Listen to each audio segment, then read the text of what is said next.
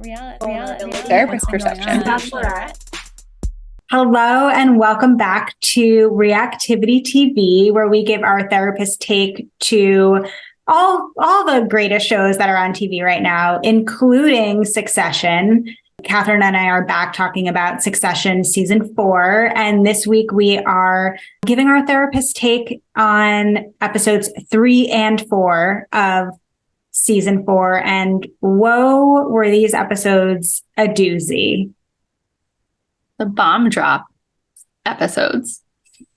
Can I ask your experience as a viewer watching episode 3? I mean, I was in disbelief, and I honestly just felt like the moment that Tom called, I was like, there's something going on here. That's not true. That's not what, no, it can't be.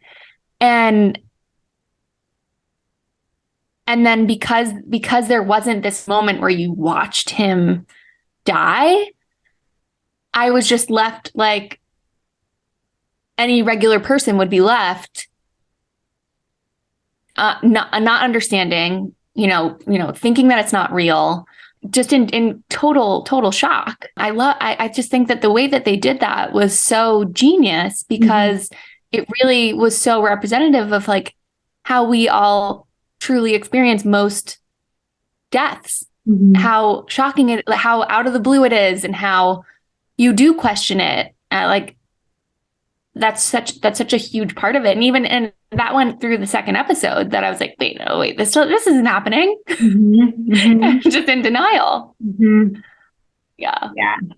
Can I tell you, for the first, several minutes, like I was like, oh, they're calling to just mess with the kids. Like, yeah, especially because Tom's affect was so strange. Like he really was not doing a great job, like handling, like being the deliverer of this message. I mean, what a hard position to be in.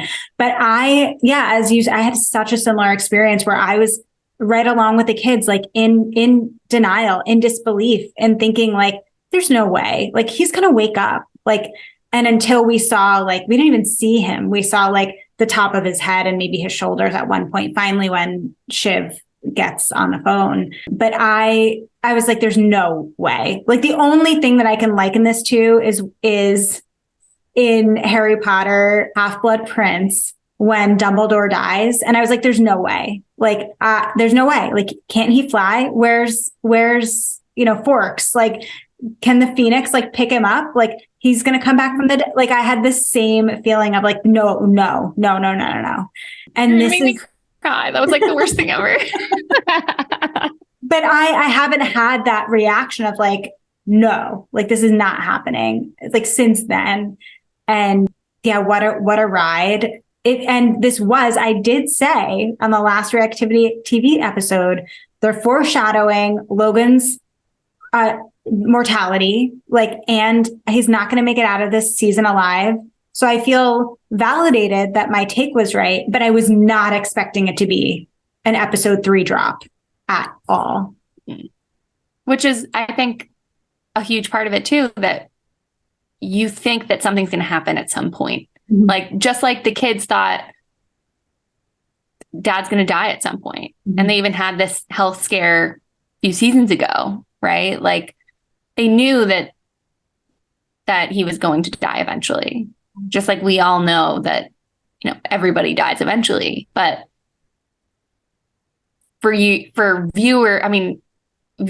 to think like, yeah, it would happen at the beginning. Like, no one would think that. And that just made it so much more real.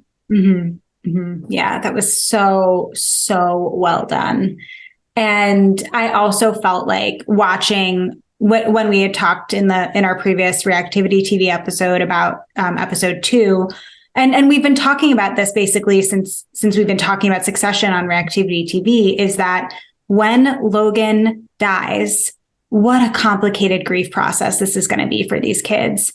And we saw that in episode 3 when, they're thinking and it was the last time that they were going to speak to their dad, and were so struggling so hard. Like Kendall saying the very hard words for me to hear as a viewer.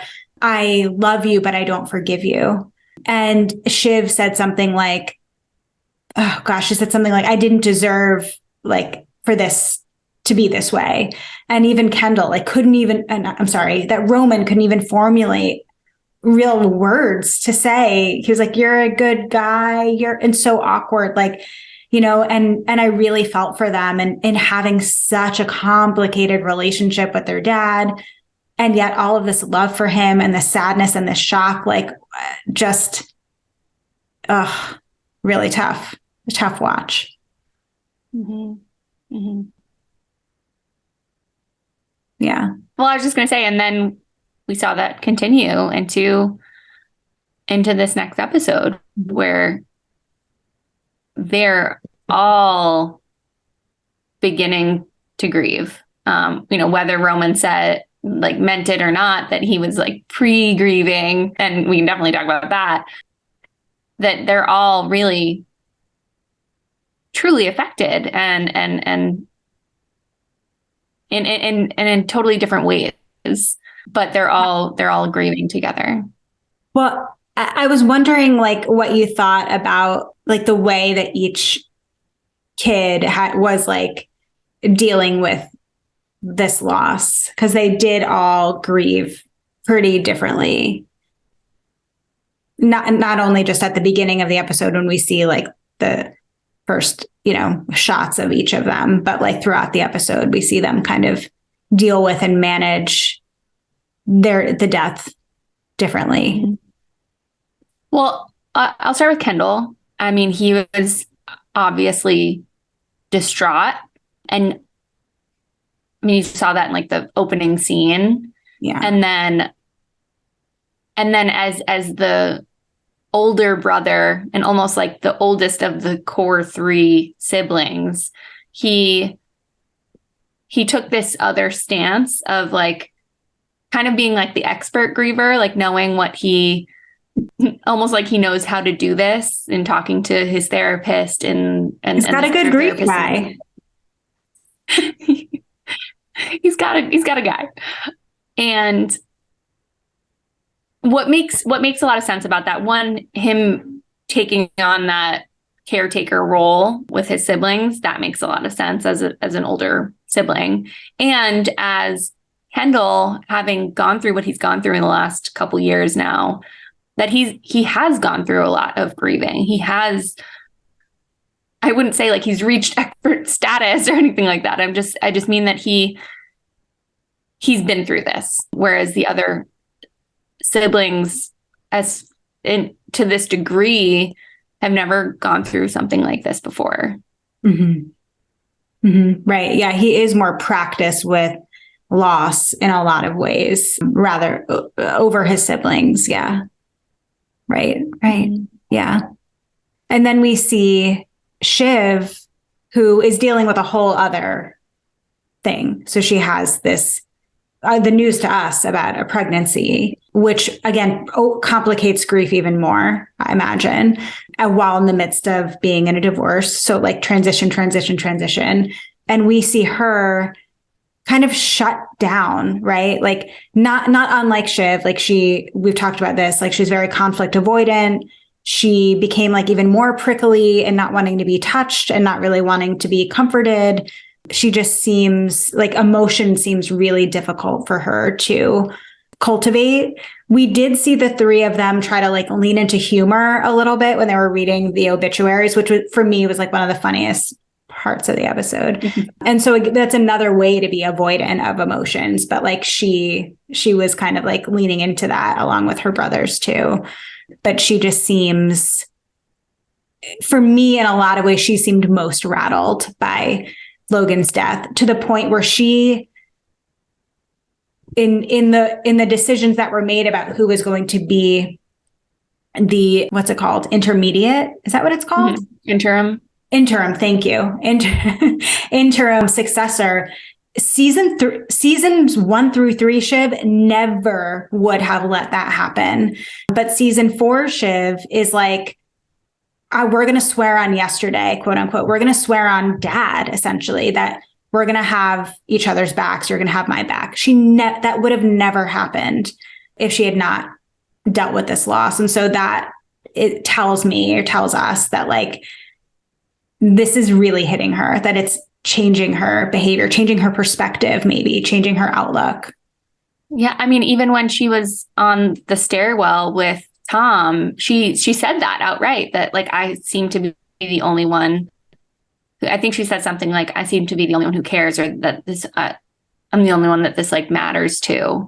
And then you talked about her, her pregnancy mixed with now the loss of her dad, that just brings up a whole other slew of emotions.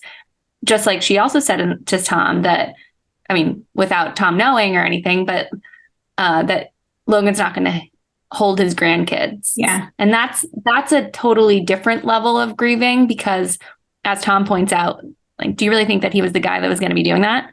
And no, he probably wouldn't be, but that's a whole other level of grieving that she was either already doing or will have had to do with her dad living, and then knowing that he's not going to be, he hasn't been the dad that she's wanted him to be.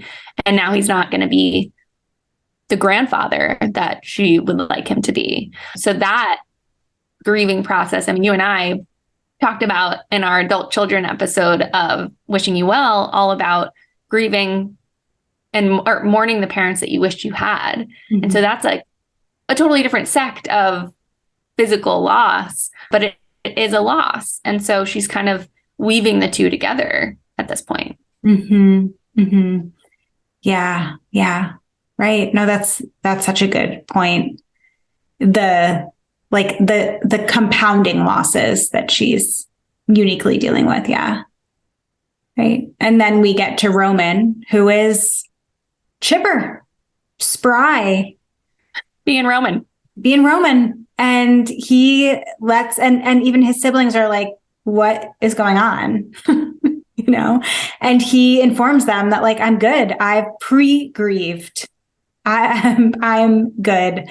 And so, as you know, Catherine, I like checked in with our like resident grief expert, Justice about this concept of pre-grieving. And so wanted to kind of share her insights with our viewers. And she let us know that pre-grieving is also known, from a more clinical sense, as anticipatory grief. And it is a thing. Roman is not necessarily like wrong here, or like not making something up. And anticipatory grief is really related to like when you know that a loss is coming, especially if maybe someone has experienced or is experiencing terminal illness. Or in this case, Logan has had a stroke and he's had health issues throughout the entire season, from episode 1 of season 1, entire series, excuse me. So like there has been some sense of like there is an anticipated loss coming. And so like with anticipatory grief, the emotions felt during that stage can really mirror emotions that you would expect to see after someone dies. And so it's possible that like that's what Roman is experiencing, is like, I've already done this. Although it does, I don't know, do you think that he's fully grieved, or do you think he's in denial? No, I think that he's absolutely in denial. And I think that goes along with this anticipatory grief, that as much as you can prepare, as much as you might have time to think about what this loss could be like for you, and yeah, what life's going to be like without this person, that you don't really know until it happens. And so you can think about it all you want, but there's a big difference between that pre-anticipatory grief and the actual grief. Mm-hmm. So I don't think that he's lying or in any way. Like, I think he's definitely thought about it, and he's had chances to think about it over the whole course of the series, like you said. But I absolutely think that he is just downplaying how he's actually feeling. Right. Which again, in a lot of ways isn't surprising. The last communication he sent to his dad was not pleasant. And so like he's probably holding so much guilt about that. It seemed like he and his dad were like on okay-ish enough terms because we saw them meet at the end of episode 1. But like he sent him this message and we don't know. We don't know if Logan ever heard it. And that was really what was sitting with Roman in episode 2 in episode 3 was like, oh my gosh, did dad hear this message? So it's, again, possible that like a lot of his quote unquote, like being fine with it is avoidance. Right. And what about good old Connor? Can't forget about Connor. Well, we see him jump at the chance to buy his dad's apartment. Yeah, just the low price of $63 million. Yeah, it's a bargain. And we see him talking about his honeymoon in the honeymoon states. That was the name of the episode. But his form of grief, I guess we could say, was kind of like most intriguing to me. It almost seemed like Connor from episode 2 with the family talk and being so external to the situation. Yeah. The word that was on the tip of my tongue was like distant. And he is a peripheral part of the family unit, or rather maybe he's on the periphery of the family unit. And that's really what it felt like here. And so there's a part of me that like in the episode you were just referencing where he said like, I'm used to not having love. Like I don't need it. And so there is a part of me that wonders like maybe Connor is okay. Like maybe he has in his own way grieved or mourned this loss of this family or of this relationship with his dad. You know, he said in episode 3, like, I haven't done anything to make my dad proud yet. And so like, obviously he's still holding on to something, but his being okay was way more believable than Roman's like okayness. Yeah, absolutely.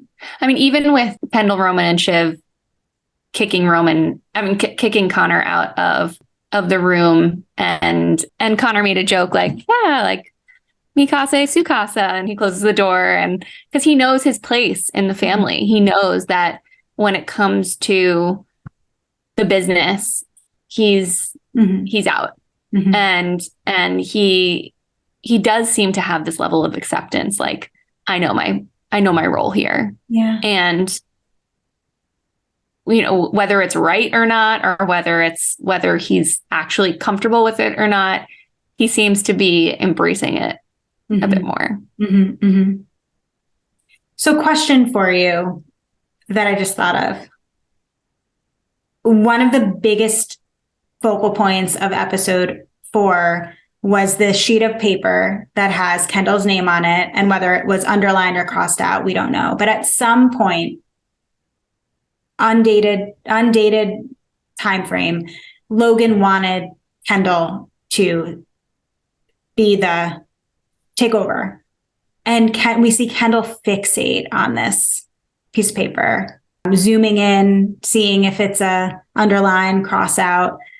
Do you think this it could be helpful to his grieving, or do you think it might complicate his grief even more? I love that you said complicated, because like complicated grief, I think absolutely complicated. I mean, I think it just brought him back in time to a place that he and his dad were not at any longer. And because like they said, they think that this was from at least 18 months ago? 4 years ago, I think. Oh, maybe the Greg thing was 18 months ago. Okay. Yeah. So it was from a long time ago. And it brought him back to this place of, I'm the one, and my dad sees me and trusts me and knows that I'm going to do a good job. And not this place from however many days ago it was when they had this talk, when his dad said that he was disappointed in all of them. Yeah. And so I think it does absolutely complicate it, because in a way, sure, it can remind him of the varying ways that we can all feel, and that's important. And yet, in terms of where he is now in his own mental place, I don't know how much that's actually doing him a favor. Right. Even Frank says to him, like, you're doing so well. Do you really want to do this? Like, Frank is probably the more of a father figure than Logan was to Kendall. And I also thought it was like, again, Kendall kind of searching for answers. Like, did he love me? Did he want this? And Frank's answer was honest sometimes. And I think that's the best way to characterize Logan is, yeah, sometimes. Like, sometimes he wanted you, sometimes he didn't. Sometimes he wanted Shiv, sometimes he wanted Roman, sometimes he didn't want any of you. Like, sometimes is the way to summarize it all, to summarize Logan. Just so inconsistent, so flippant. Mm-hmm. Yeah. And that Frank saying that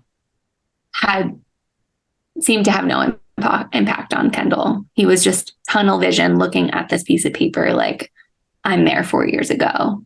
And it's one of those times. It's not the other times when he didn't feel that way. Mm-hmm. Yeah. So what do you think? Can they maintain, I guess, leadership?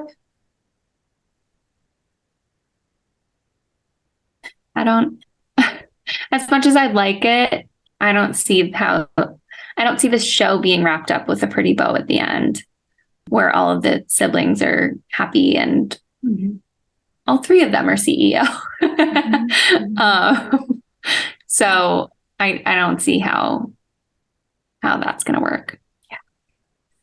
I mean, we already saw Kendall kind of go behind Roman's back already. And yeah, so it'll be interesting. But wow, like, this show has been criticized by us as well, but by others of like, and not a lot happens, but like, I'm blown away by the first part of this season. So I'm really, really excited to see what happens next.